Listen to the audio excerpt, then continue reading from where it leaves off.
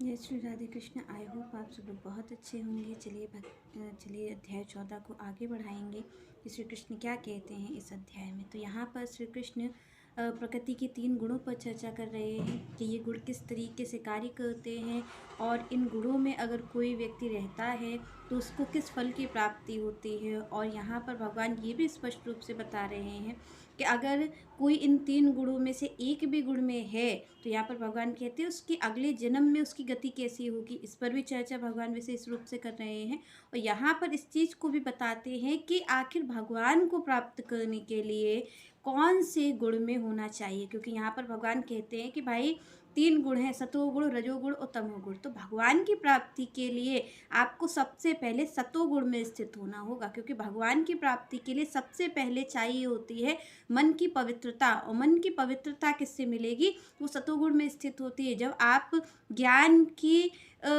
ज्ञान के नेत्रों से आप संसार को देखते हो तब मन पवित्र होता है। क्योंकि अभी जब कोई रजोगुण और तमोगुण में है तो मन कैसा है? क्योंकि वो देख ही संसार को रहा है, वो देख ही केवल इस देह को रहा है। तो देह में ही आसक्ति है जीव की। रजोगुणी व्यक्ति का क्या स्वभाव है कि वो आकर्षित होता है किसके प्रति?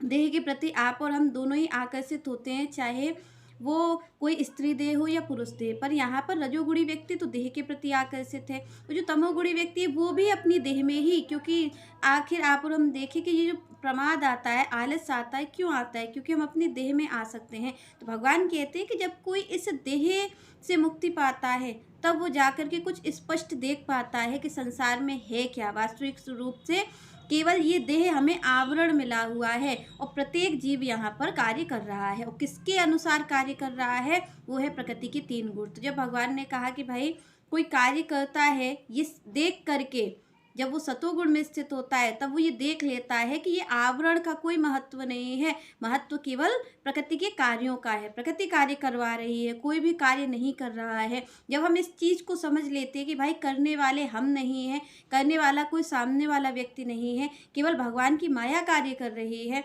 तब ये जो कर्तापन का बोझ है ये हमारे सिर से हट जाता है। और जब इस बोझ को आप और हम अपने सिर से हटा पाते हैं, जब कोई व्यक्ति हटा पाता है अपने सिर से इस बोझ को, तब उसका जो मन होता है वो निर्मल होता है। और जब मन निर्मल होता है तब भगवान की भक्ति प्रारंभ होती है। भगवान कहते तो वहाँ से कोई मेरी ओर आगे बढ़ता है, भगवान को प्राप्त नहीं कर लेता, पर वहाँ से भगवान को प्राप्त करने का मार्ग आ जाता है। क्योंकि जब हम इस देह को नहीं देखते तो ये जो राग देश की भावना है, अपने पराये की भावना है, ये भावना क्यों है? क्योंकि अभी हम देह को ही तो देख रहे हैं, अभी हम आवरण का ही दर्शन कर रहे हैं।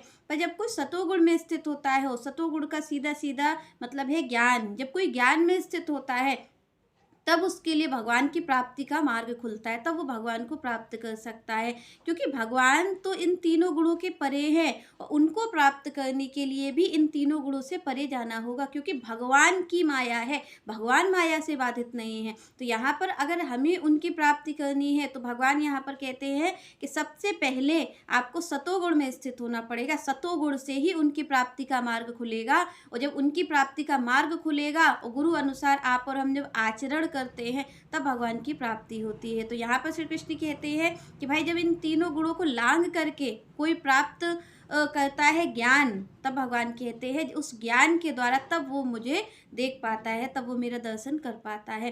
तो यहाँ पर भगवान बताते हैं कि भाई इन 3 गुणों को अगर कोई उसमें है तो उसमें किस तरीके का उसका कार्य होगा, किस तरीके से वो कार्य करता है। और अगर कोई चाहता है कि यहीं पर उसको सुख की प्राप्ति हो सके तो उसको किस गुण में स्थित होना चाहिए, इस पर भगवान चर्चा कर रहे हैं। चलिए क्या कहते हैं श्री कृष्ण?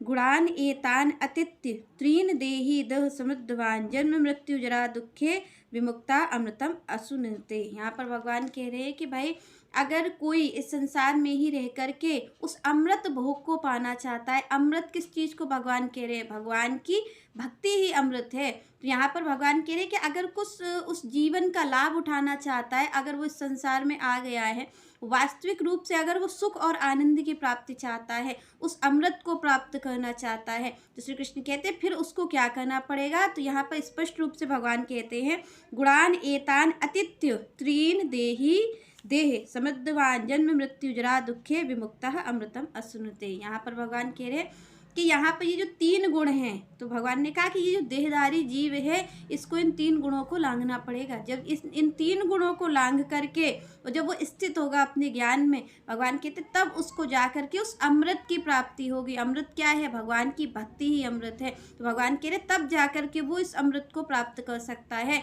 पर उसके लिए ज़रूरी है इन तीनों गुणों को लांघना। तो भगवान कहते उसके बाद भी ये जो आप और हमें हमेशा भय रहता है किसका? यहाँ पर भगवान ने 3 चीज़ों की चर्चा की। भगवान यहाँ पर कहते हैं जन्म, मृत्यु और जरा। इस चीज़ से सभी लोग डरते हैं। जब जन्म हो जाता है उसी के साथ साथ हमारी मृत्यु भी प्रारंभ हो जाती है, पर हमें पता नहीं चलता, क्योंकि जैसे ही जीव धरती पर आता है तो धरती पर अगर उसने जन्म लिया है तो उसका समय घटना शुरू हो गया। धीरे धीरे धीरे धीरे आप और हम एक एक क्षण मृत्यु की ओर ही जा रहे हैं। और हमें यही तो भगवान की माया है कि आप और हमें लगता है कि हम बड़े हो रहे हैं, हमारी एज इतनी हो गई है, तो यही भगवान की माया है। पर धीरे धीरे हम किसके करीब जा रहे हैं?